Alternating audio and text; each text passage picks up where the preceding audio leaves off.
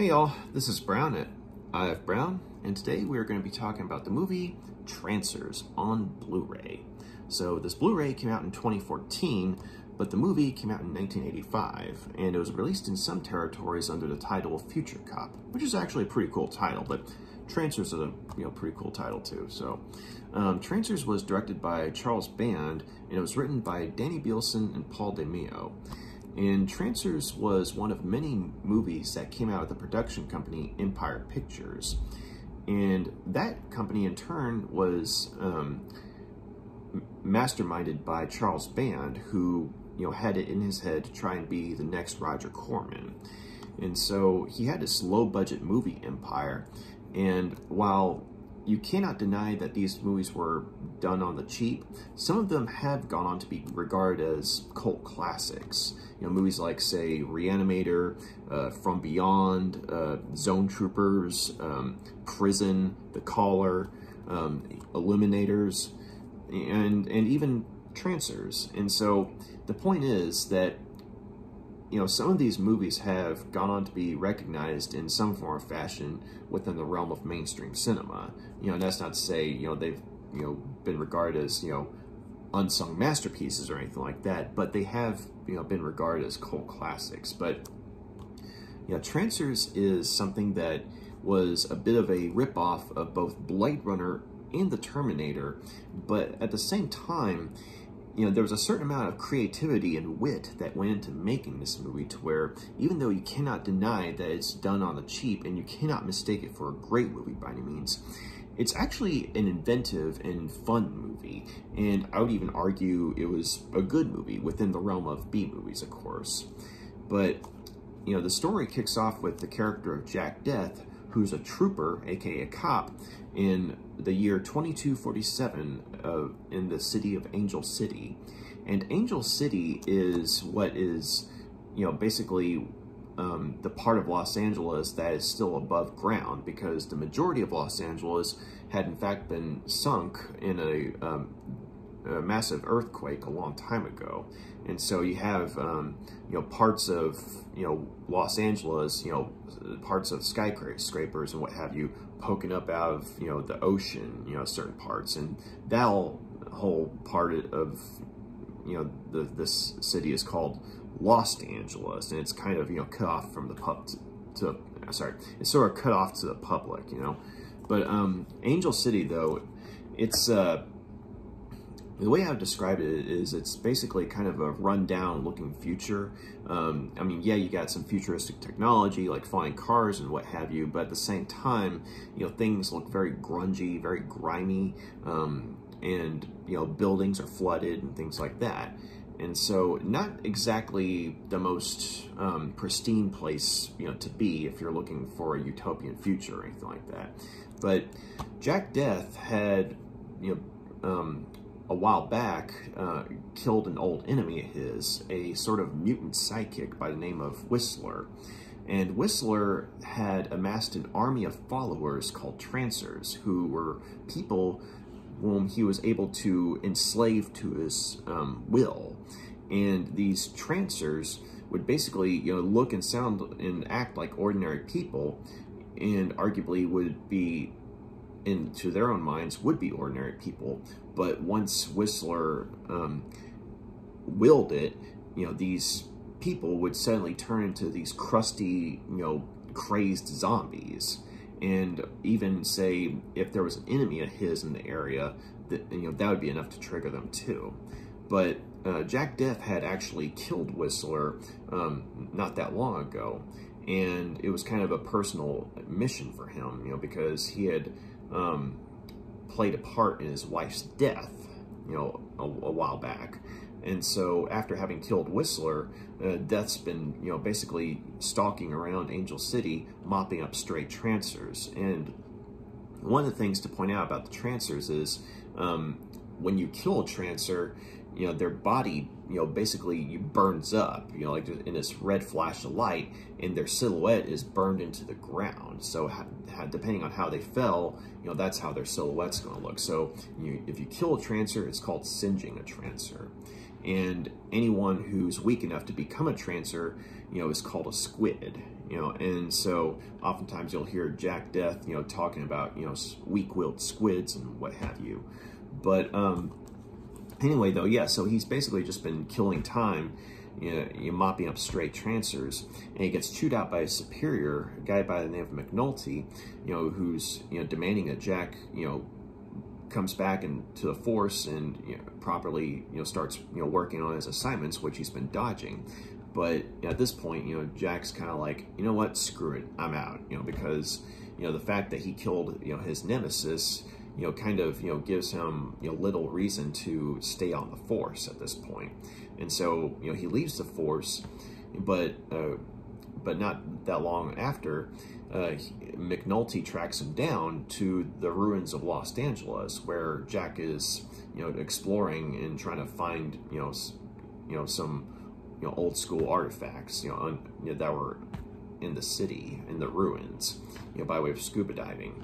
But McNulty's, trying to explain to him that, hey, the council, the Angel City Council, they need you back. We need your help. And so at first Jack's like, no, I'm not helping you guys. I've done my part. And then McNulty drops a bombshell.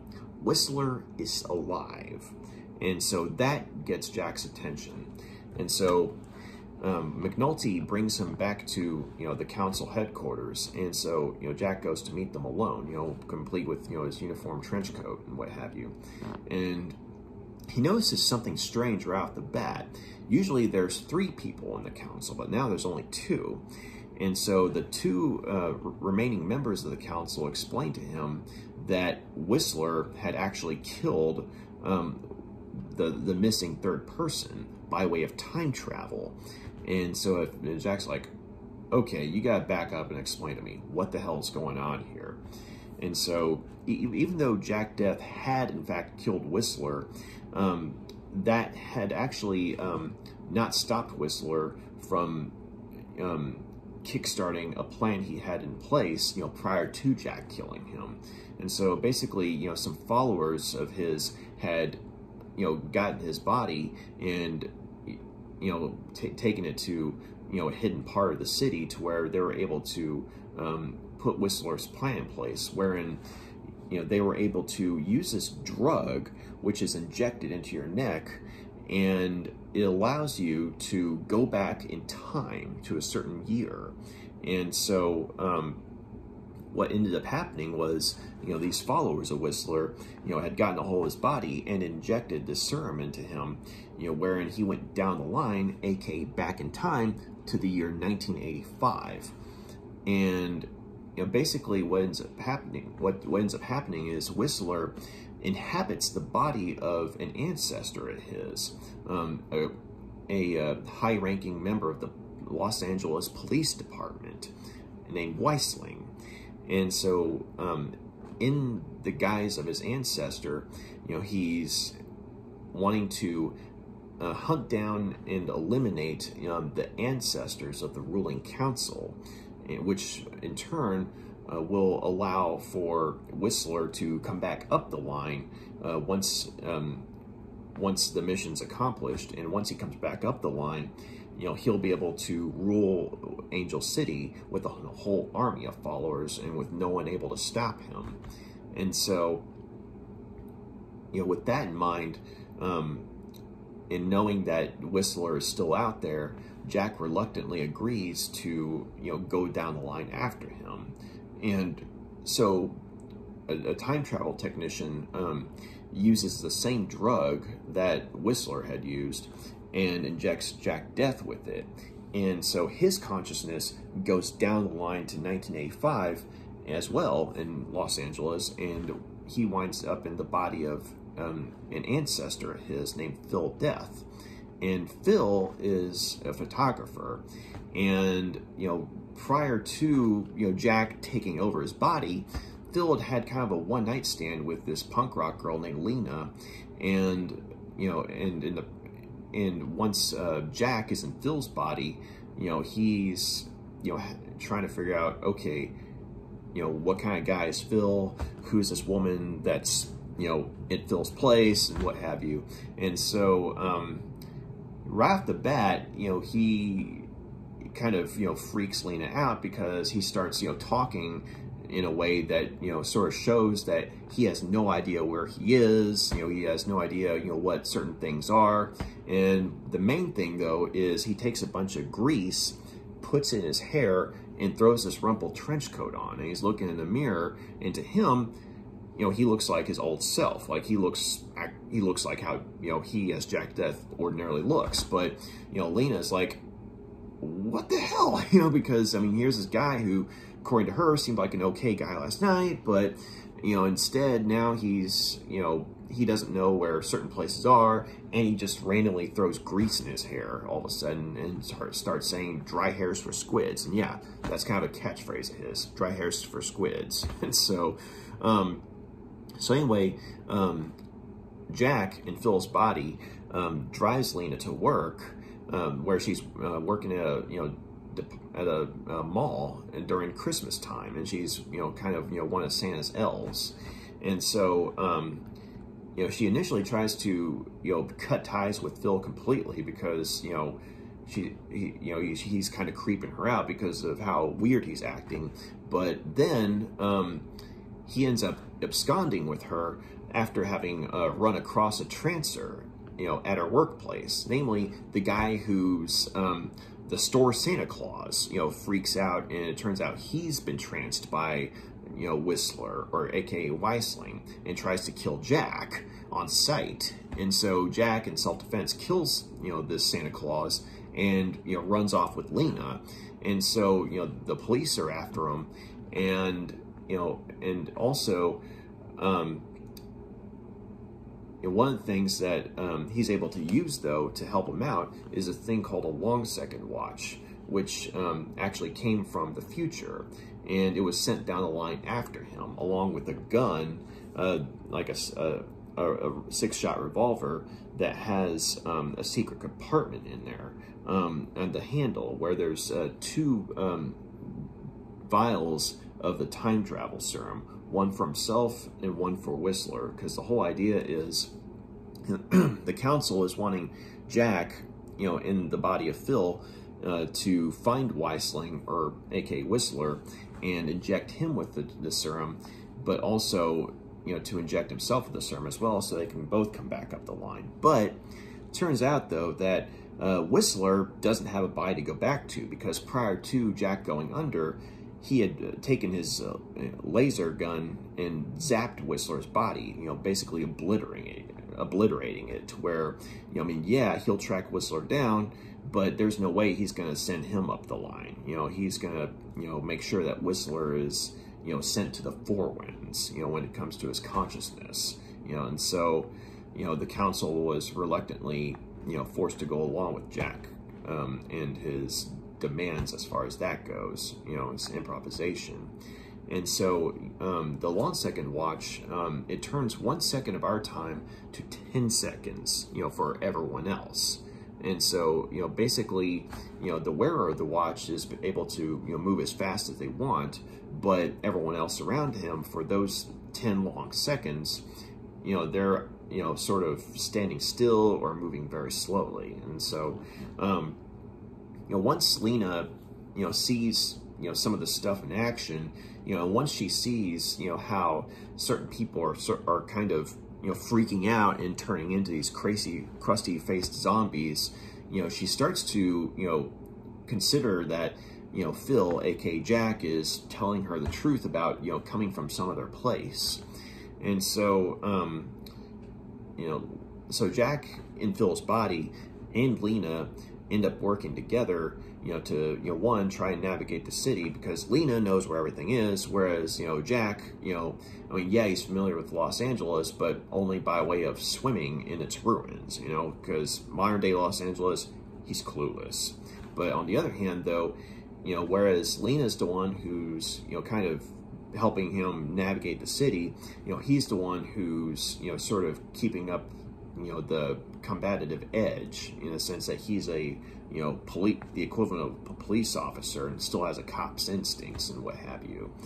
And so this was actually a pretty cool movie. And like I said, I mean, it's definitely a low budget one, but there are a lot of things that I like about it, you know, because on one hand, you know, the brief amount of times that we see the future in the movie, it's done well enough to where, you know, it looks like a sort of grimy, rundown future, you know, where, I mean, yeah, you have some futuristic advancements like flying cars and the time travel serum, but at the same time, though, you know, there's little throwaway lines of dialogue like, you know, real food being, you know, exorbitantly expensive, and so, like, you know, artificial food seems to be the way to go. Then you have, you know, little lines of dialogue talking about exploring the ruins of Los Angeles, and also, you know, little bits, you know, kind of throwaway lines of, you know, the type of military might that the Angel City Council has, which, I mean, they sort of, you know, play off of that, because there's a bit where, you know, Jack, when he's talking with the council, you know, I mean, when they mention that, you know, Whistler, you know, is trying to, you know, hunt them, kill them off one by one, you know, Jack's like, well, hey, why don't you, you know, take the submarine fleet and find where Whistler's hiding and blow him out of the water? And that's when they have to explain to him that, okay, if Whistler was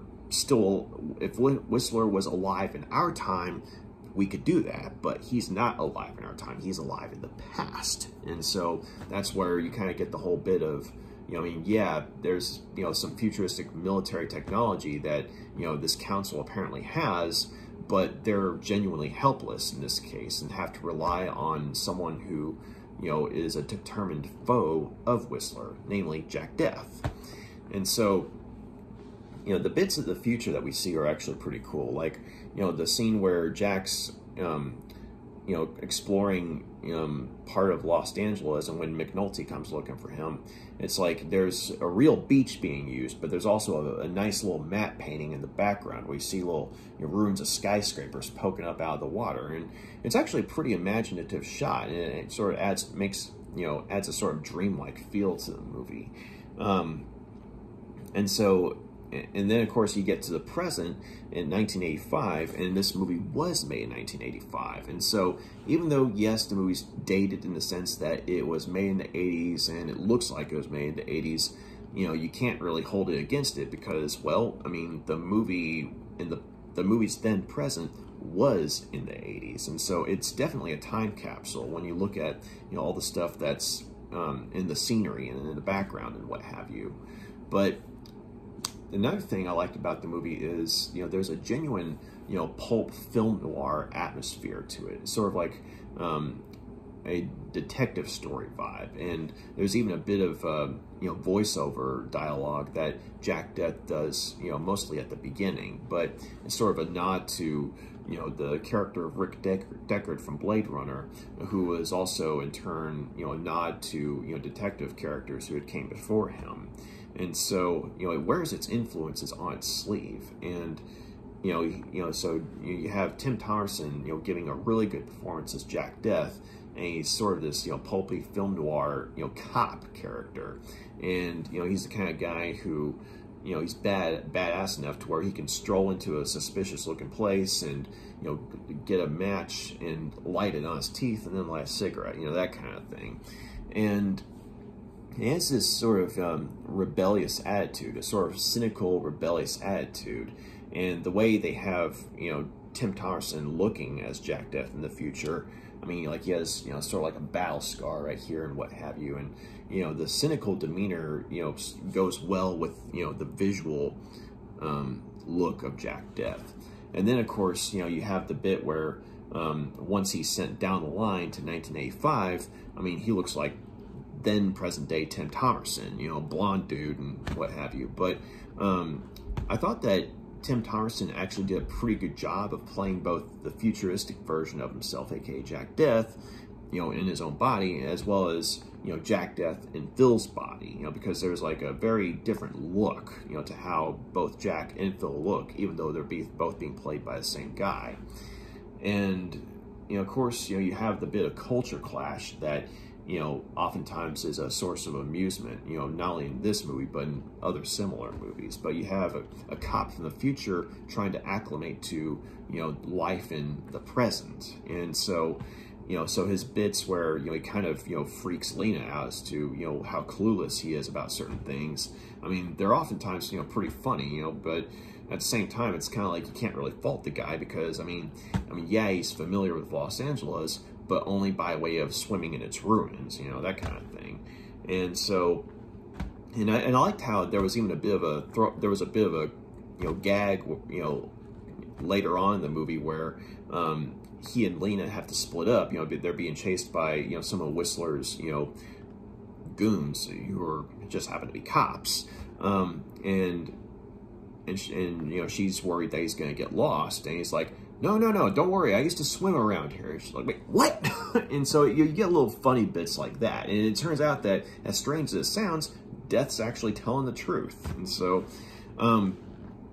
also yes, so I liked Tim Thomerson as Jack Deth. He did a really good job. I mean, because on one hand, he's definitely a send-up of, you know, the private eye type of character, but at the same time, he makes, you know, the character of Jack Deth work, you know, in both in terms of, say, a comedic aspect as well as a genuine tough guy aspect.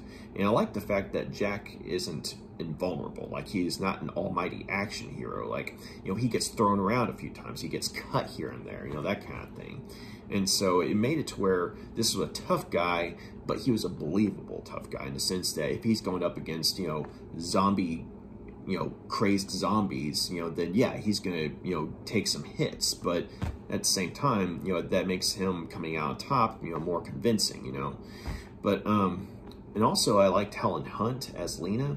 And this was, you know, I know this wasn't her first movie. I'm pretty sure it was not her first movie, but it was one of her first things. And she's just so, you know, spunky and innocent in this movie, and very beautiful, very easy on the eyes. But she has a very, you know, fun, you know, very friendly demeanor, you know, to where you automatically like her character. And, you know, whenever she and, you know, Jack are playing off of one another, or whenever she and Tim Thomerson are playing off of each other and their characters are interacting with one another, there's a definite chemistry, you know, to where it's like, I mean, it's at times even touching in a sort of, you know, B-movie sort of way, but you can't deny that the chemistry is there. It's like they play well off of one another, they have, you know, good camaraderie, and they really do come across as, you know, two people that are thrust into a very strange situation, but nonetheless come to bond over it, and yes, inevitably do fall in love. so you have that little, you know, bit of, okay, Lena was originally just a one-night stand for Phil, but she ends up becoming a girlfriend for Jack Deth, and so both in the same body, you know, so, or both guys are in the same body. So but I liked how also, you know, she's the one who Jack is kind of relying on in some scenes, because he freely admits he's from another time, he's from another world, he doesn't even know what you people eat for lunch, as in her people, you know, that kind of thing. And so he has to rely on her to help him navigate the city. And, you know, initially she's reluctant to, but then once she gets caught up in the dangers of the situation, she's like, okay, this guy might be telling the truth, you know. So yeah, so that was pretty cool to see. You know, Helen Hunt, you know, she did a really good job as Lena, very likable, and she and Tim Thomerson played very well off of one another. Let's see, Art LaFleur, you know, sadly the, you know, late Art LaFleur now, but you know, he's one of those character actors. I mean, he and Tim Thomerson are both character actors, but Art LaFleur, though, you know, he was in Field of Dreams, Death Warrant, you know, The Blob. I mean, he's been in a ton of things, and so it was really cool seeing a character actor like him, you know, get a chance to shine, where he played Jack's superior, McNulty. And so, I mean, like, he's not in the, you know, every part of the movie or anything like that, but at the same time, when he is there, when he's interacting with Tim Thomerson, it's like you really buy the fact that LaFleur's character, McNulty, is a veteran of, you know, the police force or the troopers, and you buy the fact that, you know, he and Jack Deth had a working relationship at one point, maybe were even friends, you know, just based on how they interact with one another. And So it was really nice to see, Art LaFleur get a chance to, shine in, a role that has a bit of seriousness to it, but at the same time has a bit of comedy as well, because this is more of a sci-fi comedy than anything. But, and also, Telma Hopkins, she's in this too. If I remember correctly, she was on Family Matters, and so seeing her, in this movie, and then having seen her in that in the 90s, it's kind of like, it's funny, because I remember I saw Family Matters, because I grew up in the 90s. I saw that first, and so then when I saw Trancers, I'm like, hey, that's so-and-so from Family Matters, So, I mean, if I'm wrong about the show, I mean, I hope I'm not wrong, but I'm pretty sure, she was in Family Matters. So she was definitely a familiar face, but she plays a time travel technician. Let's see, give me a second to get her name, make sure I have her name right. Engineer Rains.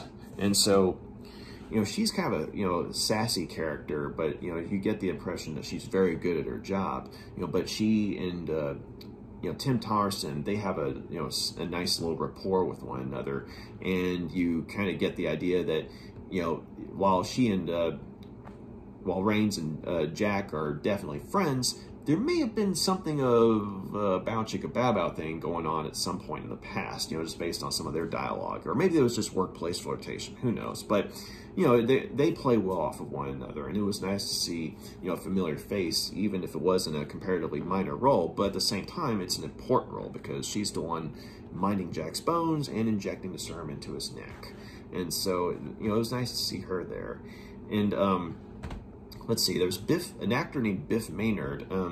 I think I've only seen him in one other thing. Yeah, he was in Zone Troopers, also with Tim Thomerson and Art LaFleur. But Biff Manard, he plays a character named Hap Ashby, who, as it happens, is a former baseball player who's fallen on hard times, but who's also the ancestor of one of the members of the ruling council of Angel City.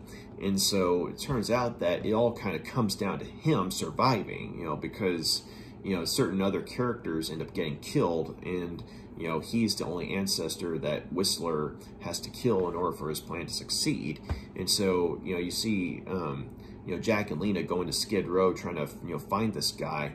And once they come across him, I mean, it's really funny, with his character. And it turns out that Biff Manard, according to, say, like, some of the commentary, as well as the making of documentary on this Blu-ray, he and Tim Thomerson had been friends in real life, and they both worked the comedy circuit here and there. And so when Thomerson got the part, and they were still trying to find a part, find an actor for the part of Hap, Thomerson, went out of his way and said, hey, you guys need to check this guy out. And so they got Biff Manard for the part, and it works rather well. Now, I don't know exactly how bad of a problem he had with alcohol, but apparently there was a bit of a problem, unfortunately. But that kind of shows up in the film. But in a way, it kind of helps the character because, Hap is supposed to be a, once great baseball player falling on hard times. And, you see, him... There are moments where, like, you see, the old Hap, the great baseball player used to be sort of, comes out, in a moment or two where his skills come in handy. But for the most part, though, it's just, you see a bum who, while he's funny to watch, it's also kind of sad to see because I'm sure we know a lot of people who, in some form or fashion, have fallen in hard times. And it's like, we remember who they used to be, but we see them as they are now, and they're kind of like, it's a sad state of affair, that kind of thing. So yeah, I mean, Biff Manard as Hap, he was definitely a fun character, and I guess in the sense of, the way things are right now in terms of how our economy is, it's like whenever we come across people that, maybe, fallen on hard times, it's kind of like, it makes things a little more relatable when you see something like that in a movie like this. And so, so I like that they sort of touched on, an aspect of real life poverty, to sort of bring into the movie, or at least make it a little more relatable. But also you had a guy, this actor named, I believe it was, Michael Stefani. Michael Stefani is the guy who plays Whistler. And I have not seen Michael Stefani in anything else, and apparently he's only in a couple other things, but he actually does a pretty good job as Whistler. I mean, on one hand, it definitely goes into the, you know, tongue-in-cheek B-movie territory villain, you know, where he has a sort of, you know, excuse me, where he sort of has this, you know, dramatic, world-dominating, you know, villain, you know, type of vibe. But at the same time, there are moments where, you know, he has a sort of, I'm not sure if Shakespearean is the right term, but there is a sort of, I'll go with the sort of pseudo-Shakespearean, you know, gravatas that he brings to, you know, his role whenever, you know, on one hand, like when he's, you know, speaking as Whistler, you know, he can be, you know, rather intense, but it's more like intense play acting, if that makes sense. You know, but on the other hand, when he's, you know, trying to pretend to just be an ordinary leader of the police force, I mean, he does a very good job of just being subdued, and it's kind of like, okay, yeah, this is just a, you know, ordinary, you know, guy in the police force. But then when he turns on the evil mode, it's like, okay, you see the sort of pseudo-Shakespearean gravitas coming through, you know. So he wasn't in the movie a whole lot, but for the bits that he was in there, whenever he and Tim Thomerson played off of one another as, you know, mortal enemies, you know, you definitely saw that there was this sort of comic book good guy versus bad guy feel to it. So that was, you know, pretty cool, you know, especially, I mean, it worked for the movie that it was, you know. But also, I was going to say that another thing to touch on, you know, as far as, you know, the creativity that went into making this movie is that, you know, you have sort of inversions of, you know, the whole process of time travel. Whereas, you know, you take a movie like Terminator or other movies that come after Terminator, wherein, you know, someone is physically sent to a different time, you know, they change it up in this one to where, and rather than, you know, a person physically going down the line, they're pharmaceutically regressed into the body of an ancestor from another time. But they are able to physically send objects, you know, through time. Case in point, Jack's gun with the secret compartment for the time travel serum, as well as the long second watch, as well as photos of, you know, the ancestor Jack is supposed of the ancestors that Jack is supposed to, you know, track down and protect from Whistler. So I like that, you know, and it is sort of made it to where, even though, I mean, yeah, you're looking at a low budget movie and the special effects are very cheap, I mean, there is an inventive quality to that aspect of, you know, say, Engineer Rains injecting Jack Deth in one scene, and then it cuts to Phil in the present, you know, sort of like, whoa, you know, freaking out because, you know, Jack's, you know, consciousness just came into his body, you know, that kind of thing. So, you know, pretty good as far as, you know, creativity and editing goes, as far as that goes. Also, there's an instance of bullet time pre-Matrix, where Jack and Lena are accosted by Whistler and some of his police forces, and they have their guns on them and they fire. And so when that happens, Jack, you know, hits the long second watch, and so everything just slows down. And once again, you cannot deny that this is a low-budget movie just by looking at it. But at the same time, the way they shoot it and the way they edit it, you know, there's a certain surreal quality that comes to it. Like, there's a very, you know, eerie synthesizer score that comes into play, you know, when you see, you know, Jack being the only one sort of moving, you know, properly, you know, whereas everyone else is sort of frozen. And even then, though, there's a surreal quality to how he moves, because he's moving, but sort of slowly, whereas, you know, everyone else is just stock still. And it's like you see, you know, one of the bullets, you know, flying, you know, to him and Lena, and, you know, you see how it just barely misses Lena, and, you know, Jack's able to get to her before the other bullets get to where she was at. And so, you know, I liked how, in the instances that the long second watch was used, they actually shot it in a way where it looked very surreal, like something that you would find in something that fit very well within the sci-fi trappings that this movie has. I mean, if I want to nitpick about that particularly, I mean, I could say that, okay, these 10 long seconds were way longer than 10 seconds, but I mean, I guess you could argue that, you know, because of how maybe the long second watches, they're still trying to iron out some of the details to where, I mean, yes, it works, but they don't know exactly, you know, how long each second is going to be, you know. So so you could, it's one of those things where I mean, you can nitpick about it, but at the same time, you can come up with an explanation in your head to where it's like, okay, those were definitely longer than 10 seconds, but at the same time, you know, we can't really fault it because we don't really know how the whole time travel thing would work, or at the very least how a time distortion would work, you know, if we were to actually use it. So maybe those 10 long seconds are the equivalent of several, you know, seconds to us, you know, that kind of thing. So, I mean, so I appreciated that, and maybe it just kind of, you know, goes to the feel that, you know, the people that made this movie actually gave a damn about what they're doing, and that sort of carries over into, you know, how much you're wanting to nitpick, you know, because like you can nitpick here, but at the same time you come up with an explanation, you know, and just because it's like, hey, these people are trying, you know, that kind of thing, versus, hey, this is a low budget movie where no one's trying, you know, that kind of thing. But here, the crew is trying. And also, I was going to, you know, point out the film score. It was done by, let's see, Phil Davies and Mark Ryder, and it's a predominantly synthesizer score.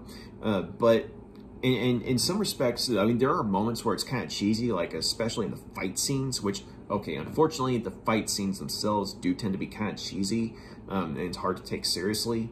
But at the same time, you know. Beyond that, though, you know, the synthesizer score does a good job of, you know, setting the tone for the movie, like whether it's in the future or it's in the present, you know, because there's a sort of sense of forlornness when it comes to, say, you know, setting the tone for whenever Jack's on scene.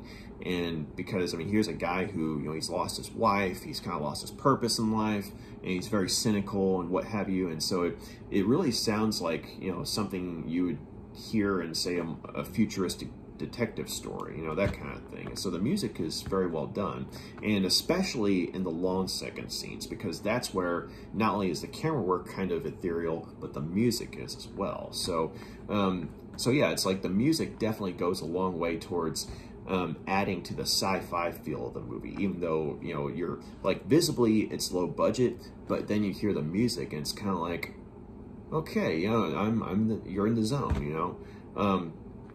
So yeah, I mean, there's just some, you know, really nice inventive qualities to the movie, and you have some, you know, good actors playing, you know, good characters, and, you know, I appreciate that, you know, at least in my case, you know, I actually, you know, started to care about the characters of Jack Deth and Lena.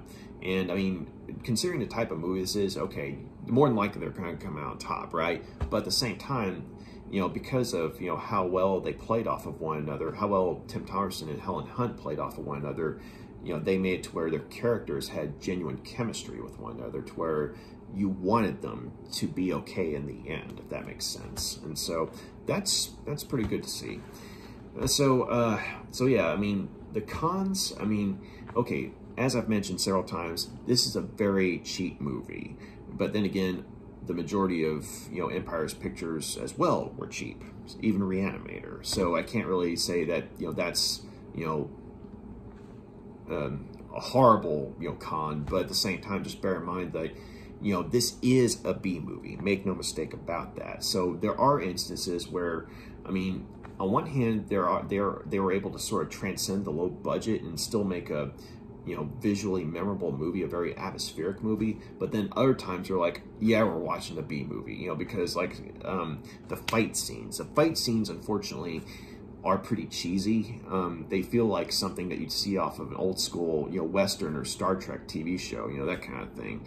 And I'm talking like old school Star Trek, like, you know, William Shatner TV show Star Trek, you know, that kind of thing. Or Gunsmoke or Bonanza when it comes to fight choreography. So yeah, it's that kind of fight choreography in a movie from the 80s. And so, you know, that in some ways you could add to the movie's charm, but other times, though, it might kind of take you out of it. So I think that they could have polished it up to where it's like, hey, let's actually have a, you know, a good fight choreographer on hand. I mean, maybe not like a super mega, you know, A budget one, but at the same time, like someone who's good enough to where it's like, okay, sell a punch, sell taking a punch, you know, that kind of thing. The other thing is, as much as I enjoy this movie, as fun as this movie is, there's a lot of missed opportunity here, because this could have been something where, I mean, yes, it's a science fiction movie, but if you get down to it, there is an element of horror in the sense that anyone at any time could be a trancer under Whistler's control and you don't know it, you know, that kind of thing. And I will say that there is a moment at the beginning wherein Jack is in his diner and, you know, he's thinking that one person is a trancer, then it turns out it's this other person that you're like, wait, that was a trancer? You know, and like, there's the very, very first time you're seeing the movie, there is a jump moment in that respect. But other than that, though, it's like you don't really see, though, that aspect of horror touched upon, which is a bummer, because you listen to, you know, the description of the movie and what it's about, and you think zombies, right? And zombies are always good for horror, but unfortunately, you know, they're not really used that much here. I mean, we see a couple of people, you know, trance out, so to speak, but there's one instance I can think of where there's at least a suspenseful moment, and this might have to do with the film quality of the Blu-ray more than anything, because I remember I saw the exact same scene on DVD, and it just looked like a guy, you know, walking towards Jack Deth. But I guess maybe because of the quality of, the semi-improved quality of the Blu-ray, we're able to see things clearly, because there's a scene where it's towards the climax.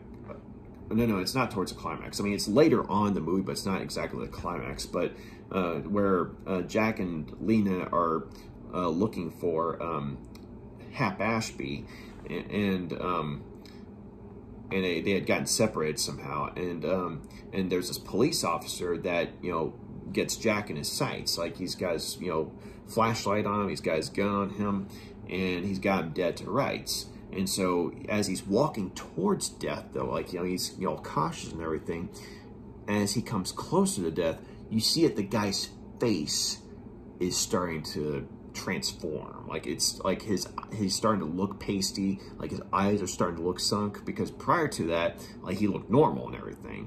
And so you realize that, oh shit, you know, this guy's being taken over by Whistler. And so the way that scene is shot, you know, of him just slowly coming towards death, and then as his face, you know, comes into where you can see from Death's perspective that, yeah, this guy is starting to turn. Like, that part was actually pretty creepy, but I honestly think that was mainly because of the punched up visual quality of the Blu-ray, because I had the bare bones DVD of this movie a long time ago, back when I was, you know, going to Quad C, and I remember a lot of scenes that,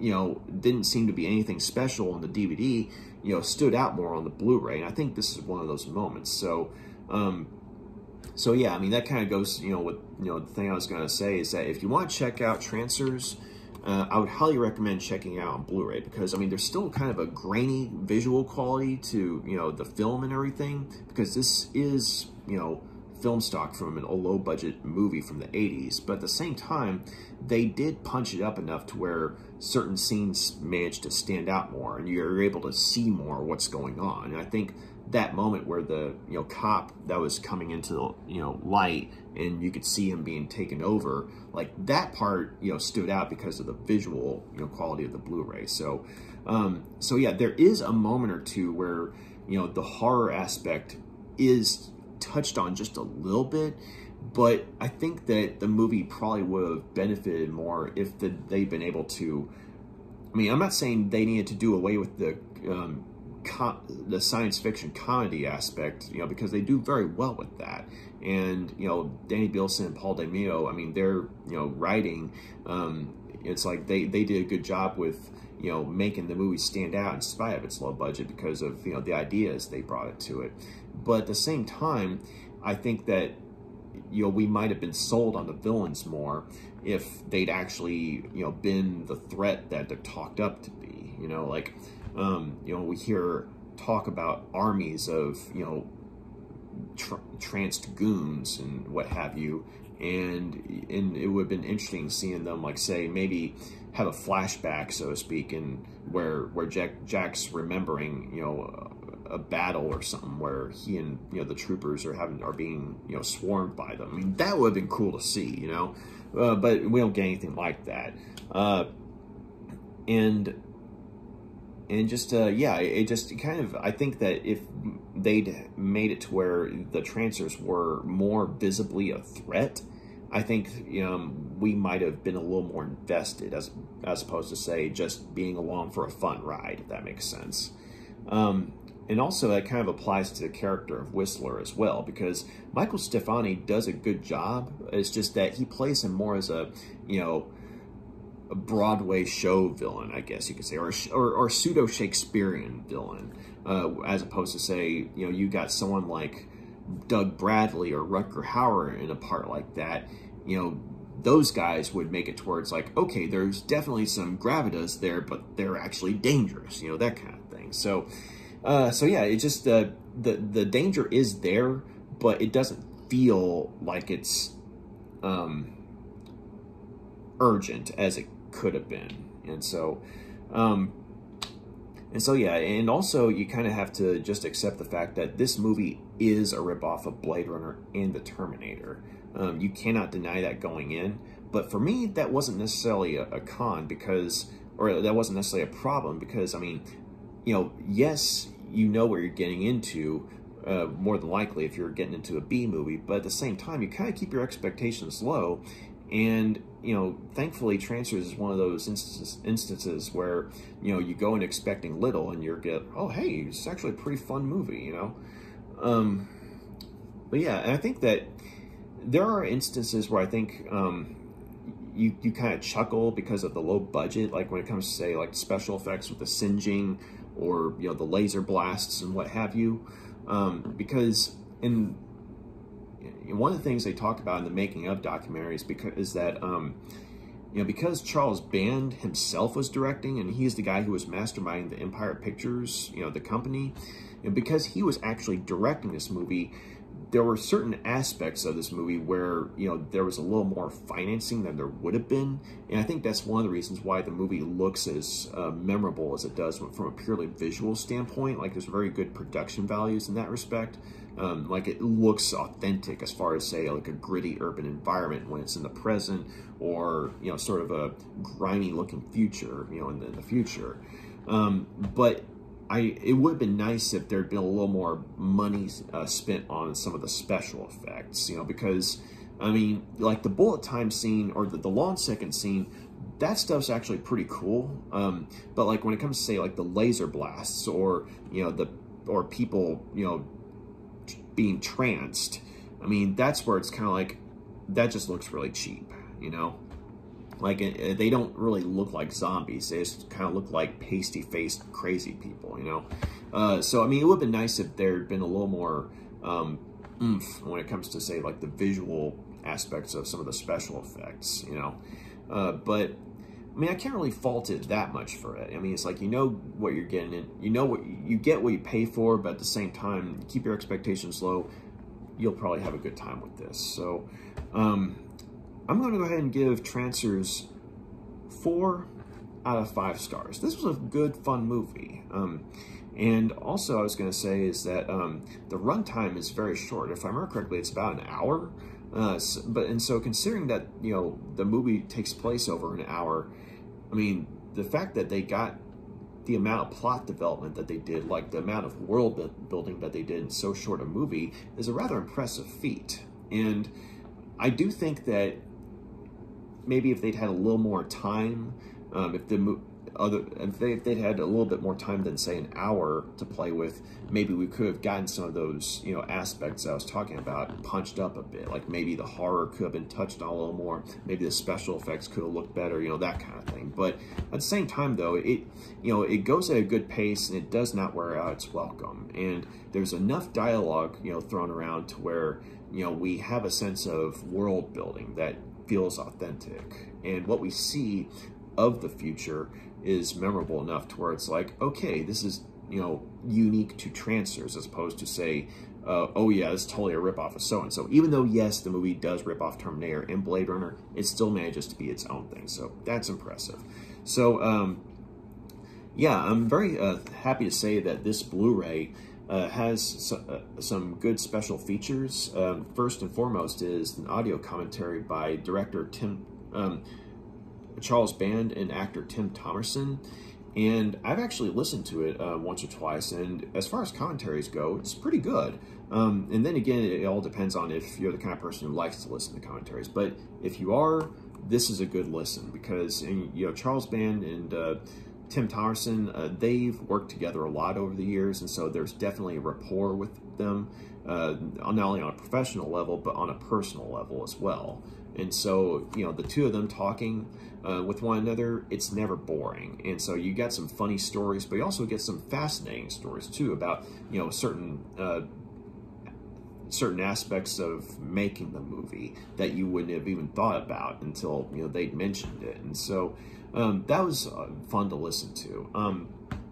One thing I will say, like, I myself wasn't offended, but just bear in mind, though, that, you know, because, you know, these are, you know, two guys from, like, an older generation, like, when it comes to, say, things like political correctness, you know, they're kind of like, forget political correctness. I mean, more so Charles Band than Tim Thomerson, but there are a couple of instances where there are some off-color jokes that they make, and there's an instance or two where, you know, Tim's kind of like, hey, can we really say that on this commentary? You know, that kind of thing. So just bear in mind that is there, but, you know, I'm not trying to be all like, hey, we need to cancel this movie. I'm not trying to do that. You know, just bear in mind that there is some off-color, you know, humor here and there. But overall, though, it is a good commentary track, and it's fun. And much like watching the movie, it goes at a good pace, and it doesn't wear out its welcome. So the other thing is a featurette that was put together by a guy named Daniel Griffith, and, you know, and basically, you know, he interviewed some of the people that were involved in making the movie. Like, he interviewed Charles Band, Tim Thomerson, Danny Bilson, and Paul DeMeo, and basically, you know, listening to these people talk about their time on the movie and how the movie came to be, it's a fascinating journey. And like, for example, with Danny Bilson and Paul DeMeo, I mean, it's clearly something that they're proud of. But then they're also talking about how, you know, they weren't the original writers. It was like, originally the script was, you know, something else entirely by someone else, some other person, who I'm sorry to say I don't remember the name. But when it was given to them to polish up, there were a couple things that, there were a couple things that they kept, but at the same time, they, for the most part, they made it their own. So there's a reason that these two guys get the credit for the story, as opposed to, you know, whoever it was that came up, you know, with the very first screenplay, you know, that kind of thing. But yeah, you just, you know, it's a nice little retrospective documentary, and you see the kind of, and they talk about some of the trials and tribulations in getting the movie made and what have you. And also, as I mentioned, Danny Bilson and Paul DeMeo, they talk about how, because Charles Band, you know, the head of Empire Pictures, was actually directing this movie, you know, they were able to get a little more money for certain parts of the movie, you know, that kind of thing. So, and also, you know, it was interesting, you know, seeing, you know, some of the paperwork. You just get a glimpse of some of the paperwork as far as, like, you know, audience surveys and what have you, like what people thought of the movie when it came out, you know, because I always, you know, find stuff like that fascinating, like how did it test with audiences, you know, that kind of thing. So you find out a lot about the movie both through listening to commentary as well as watching this featurette. And so, in terms of, say, learning how the movie came to be and having, the people involved in the movie looking back on it, the commentary track and the featurette are both very good bonus features. But you also have a couple of interviews with Tim Thomerson and Helen Hunt and actress Megan Ward. And so Megan Ward was in Trancers 2 and 3, I believe, but she was definitely in 2. And she plays an important character in that movie. But there were a couple of sequels that came after the original. And so, so some of these interviews are actually from, making of featurettes on one of the sequels or two. And so it's interesting seeing, how the actors, looked back then, and, they're talking about the movie as it's being made, as opposed to, say, you compare that to the retrospective documentary where they're just looking back on it, that kind of thing. So it's kind of fun to see, and it looks like that, Tim Thomerson, Helen Hunt, and Megan Ward, they all got along rather well. It's like, it looked like they're having a good time and everything. So that was cool to see. But you also have, there's a short film. It's called Trancers, City of Lost Angels.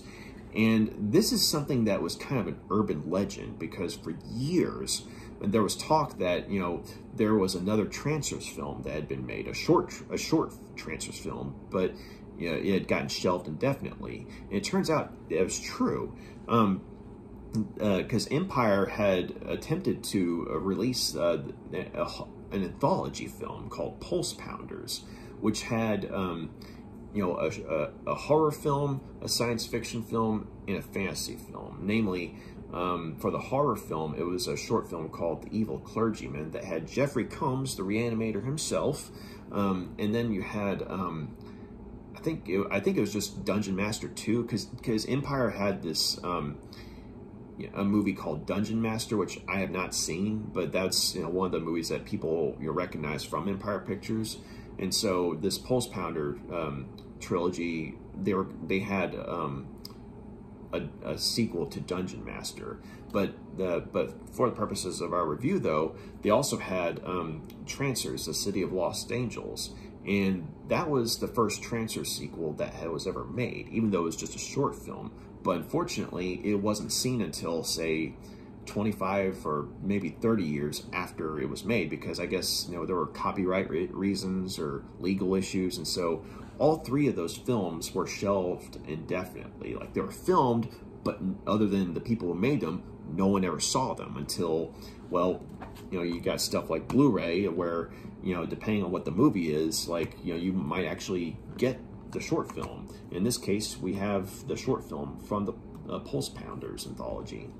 And I mean, as a short film, it's a pretty nice little treat, because the people that were involved in making this one, both, say, behind the scenes as well as the actors, for the most part, are all involved, with the exception of, I mean, not every single person, but most of the main people, like Tim Thomerson, Helen Hunt, Art LaFleur, Telma Hopkins. I mean, they carry over their characters from this film into the short film. And then, of course, you had Charles Band directing that one as well.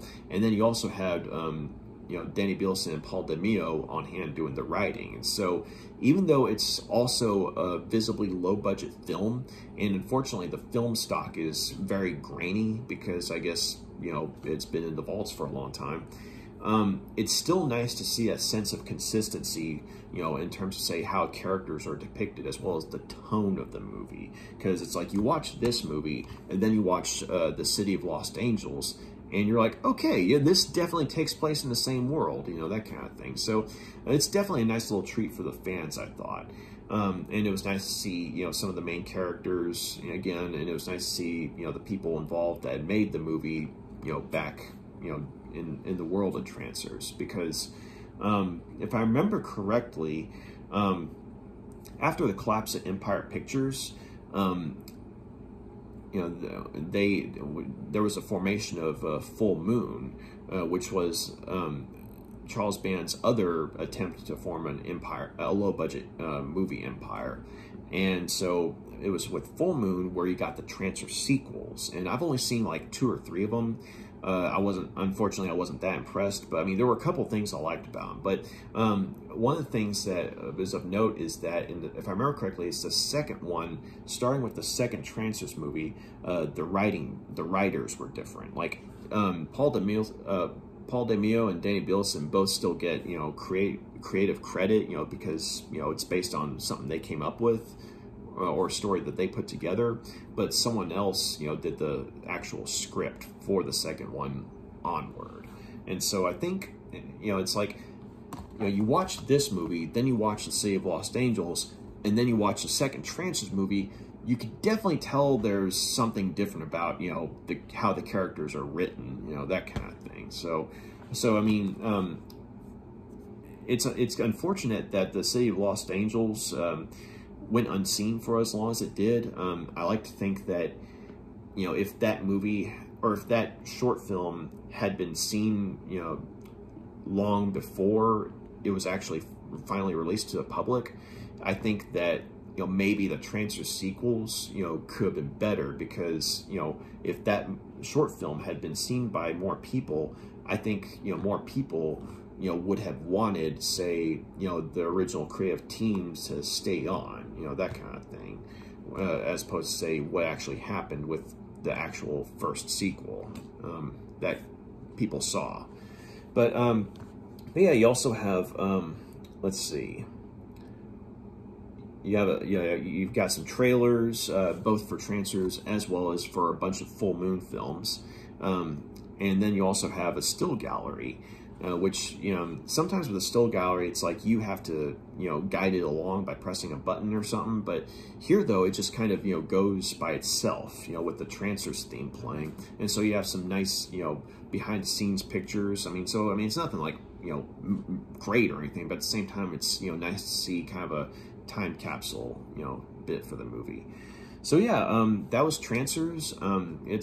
It's a fun little B movie, and probably one of my favorites as far as B movies go, and because it really shows what one can do, or what several people can do, you know, if they put their creativity into something, even if they're operating on a low budget. So yeah, Charles Band, I don't know a whole lot about him other than the fact that he was wanting to be the next Roger Corman, but I think that, you know, it's fascinating, you know, seeing how, you know, this is a movie that, you know, you can say is a good movie, and he did direct it, but then, you know, a lot of his other stuff, you know, you look at, you know, some of his other output, whether it be directing or producing, for the most part, it tends to not be that good. I mean, you get some hits here and there, like, say, Reanimator, Zone Troopers from Beyond. I mean, that he produced that stuff, you know, but as far as, like, something that he can say is like, hey, you know, I did this, you know, I had a good team working with me, this was good. Trancers is probably the thing he's arguably going to be best known for as far as actual movies that he did. So yeah, Trancers, 4 out of 5 stars. I enjoyed it, and if you like B movies, you definitely owe it to yourself to check it out. And even if you're not a fan of B movies per se, you know, I think that you'd probably appreciate, you know, the wit and creativity that went into making this, because it definitely stands out more than you would expect from, you know, your usual B movie. But yeah, thank you for taking the time to check out my review. You got any questions, comments, please drop a line, let me know. And you like what you see here, please feel free to subscribe. So y'all take care. Bye.